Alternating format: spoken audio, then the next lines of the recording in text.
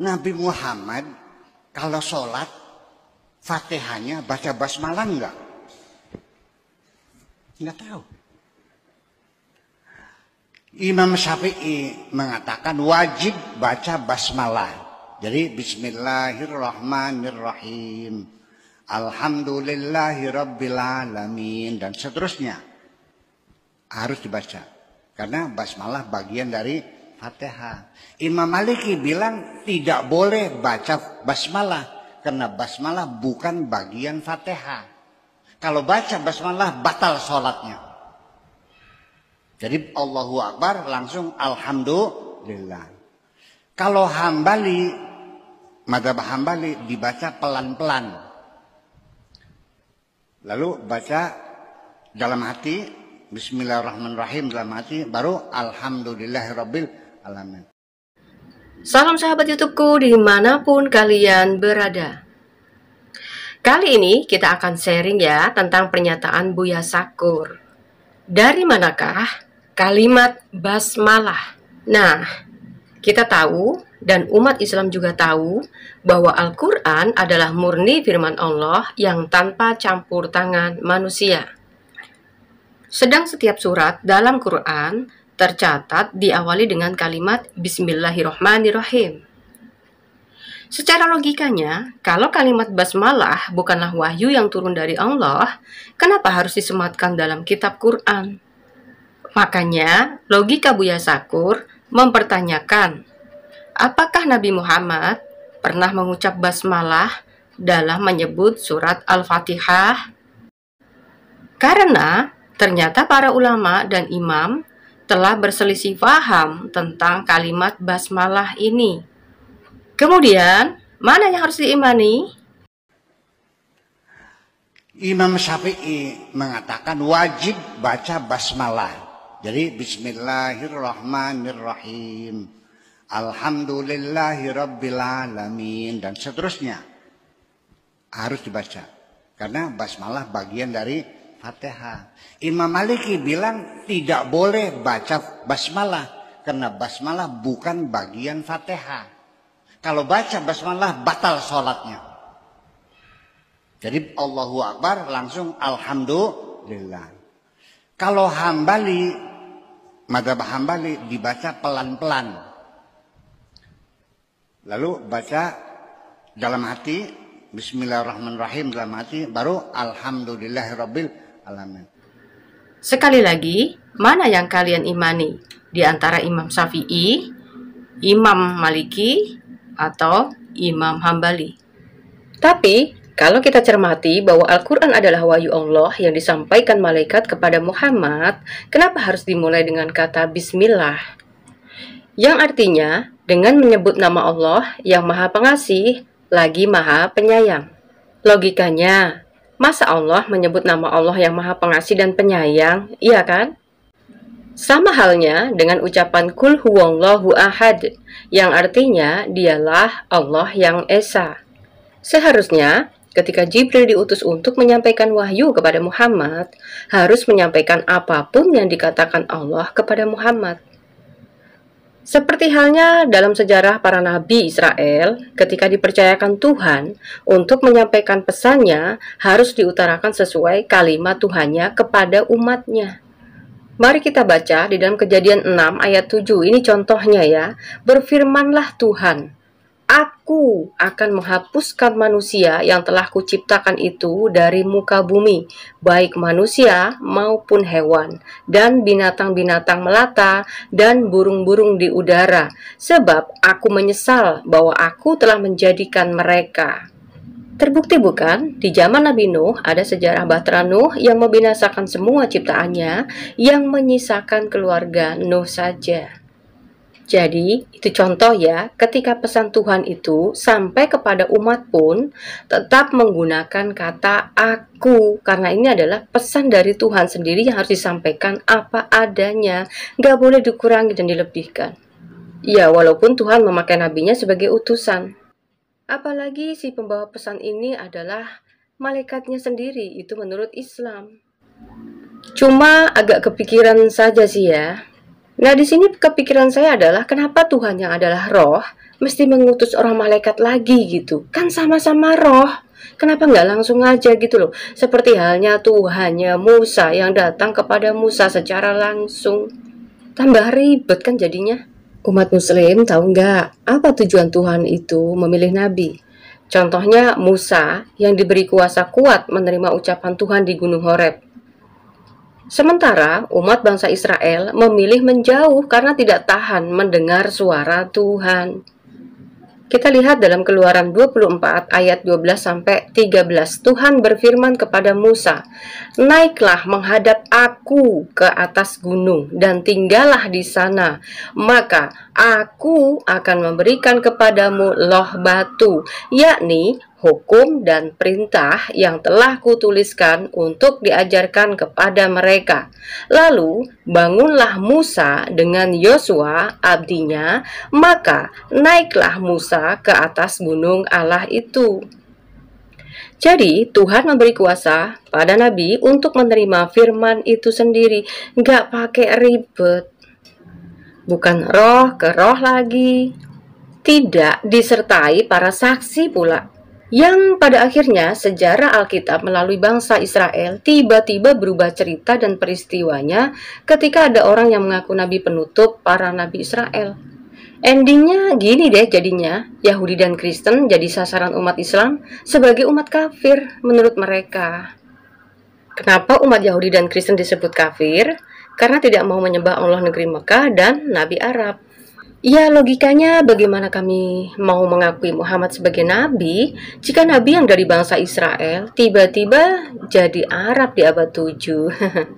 Oke, sekarang kita balik lagi bicara tentang utusan Tuhan.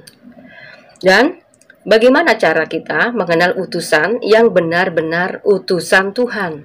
Sebagai utusan Tuhan, bukan si penerima keistimewaan atau kesenangan yang didapat para nabi, melainkan kuasa yang tidak dimiliki oleh manusia seperti kita. Nah, sekarang saya mau bertanya nih pada umat muslim, apa keistimewaan Nabi Muhammad? Nah, banyak para penafsir yang mengatakan dalam kisah riwayat Maulid Nabi, konon katanya Muhammad adalah manusia pertama yang bangkit. Maaf ya nanya, bangkit dari apa ya? Terus siapa yang bilang begitu? Terus konon katanya Muhammad juga pemberi syafaat. Dan cerita demi cerita yang indahnya luar biasa, cuman bingung datanya dari mana. Saksinya siapa? Kalau pada kenyataannya nggak pernah bangkit dan lain sebagainya, kok masa sih masih diimani memiliki keistimewaan yang luar biasa? Yang pasti-pasti sajalah dan yang jelas-jelas saja yang harus dipercaya ya. Jangan yang nggak ada diada-adain, itu nggak boleh. Nah, sekarang kita lihat yang pasti dan yang jelas saja ya. Ini faktanya. 1. Al-Quran menyarankan laki-laki boleh menikahi wanita maksimal 4 wanita. Itu terdapat dalam Quran Surat An-Nisa ayat 3. Nah, tapi nabimu boleh bebas berapa saja kan? Coba, ada yang tahu nggak umat muslim berapa istri nabi? Nah, ini adalah salah satu keistimewaannya. Kedua, umat Islam kalau mau masuk surganya harus dengan usaha mendayung sendiri, bahkan sudah ditetapkan masuk neraka dalam Quran Surat Maryam ayat 71. Tapi dosa Muhammad sudah ditebus sebelum dan sesudah dosanya diperbuat. Ini terdapat dalam Quran Surat Al-Fat ayat 2. Boleh cross check sendiri ya suratnya. Yang ketiga, Muhammad harus diistimewakan daripada orang lain atau dari umatnya. Ini kita bisa lihat dalam Quran Surat Al-Ahzab ayat 6. Begitu juga kita lihat referensinya dari Tafsir Al-Qurtubi volume 14 halaman 533. Jadi, apapun yang diinginkan Muhammad harus dituruti ya dalam tafsir ini. Maka umat muslim wajib punya nih kitab-kitab ini ya. 4. Umatnya Muhammad tidak boleh menikahi jandanya Muhammad, tapi Muhammad boleh menikahi janda umatnya dalam Quran Surat Al-Ahzab ayat 53. Dan lihat kisah Zainab jandanya Said dari anak angkatnya ya. Itu terdapat dalam hadis riwayat Muslim nomor 2567. 5. Fatimah anak dari Siti Khotijah tidak boleh dipoligami. Padahal Nabi sendiri mempraktekkan poligami. Ini terdapat dalam hadis riwayat Sahih Muslim nomor 4482. Nah, itu sebagian keistimewaan Muhammad yang sangat jauh berbeda dengan tujuan Tuhan Elohim Israel yang mengutus para nabi-nabinya untuk menyampaikan maksud dan kehendaknya. Jadi, bukan kehendak nabinya, tapi kehendak Tuhannya melalui nabi-nabinya. Beda kan?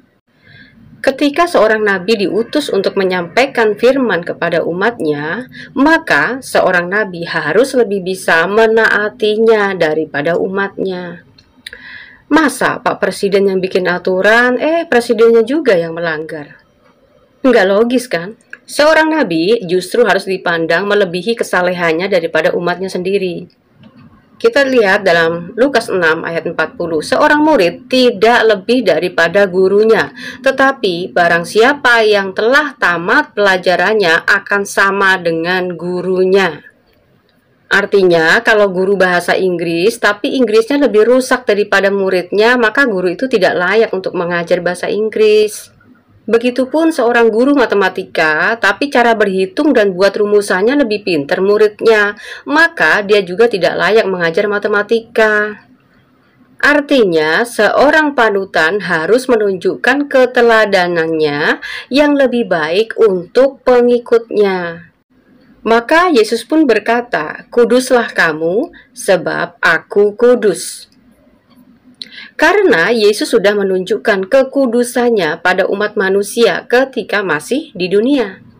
Yesus juga mengajarkan kita agar kita tidak membalas kejahatan dengan kejahatan. Ini terdapat dalam 1 Petrus 3 ayat 9. Para murid-murid Yesus menyerap ajaran Yesus karena mereka adalah saksi di mana Yesus sudah mempraktekkannya. Yesus ditangkap dan dihinakan oleh para ahli Taurat dan masyarakat setempat. Apakah Yesus mengeluh atau mengumpat dengan kata-kata kutuk? Tidak, bukan? Artinya, pengikut Kristus sudah memiliki ukuran yang jelas dari sosok Yesus yang walaupun kita manusia, belum tentu sanggup mengikuti teladan sempurnanya. Maka di dalam kekristenan tidak dituntut kita dengan hukum wajib, sunnah, makruh, tapi ketika kita berusaha dengan segenap akal budi, segenap jiwa dan kekuatan kita untuk mengasihi Tuhan.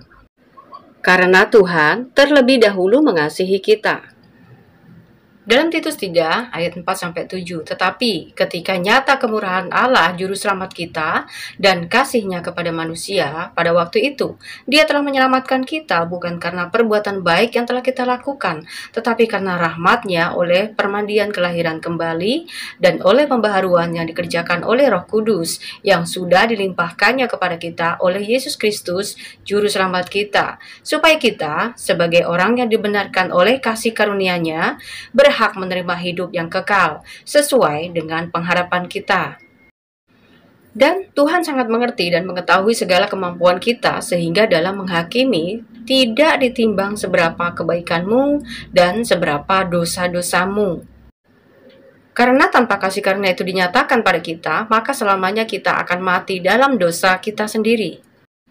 Maka di sini kita menelaah pernyataan Yesus kepada kita yang terdapat dalam Yohanes 8 ayat 23-24. Lalu ia berkata kepada mereka, "Kamu berasal dari bawah, aku dari atas. Kamu dari dunia ini, aku bukan dari dunia ini. Karena itu tadi aku berkata kepadamu bahwa kamu akan mati dalam dosamu. Sebab jikalau kamu tidak percaya bahwa akulah Dia, kamu akan mati dalam dosamu."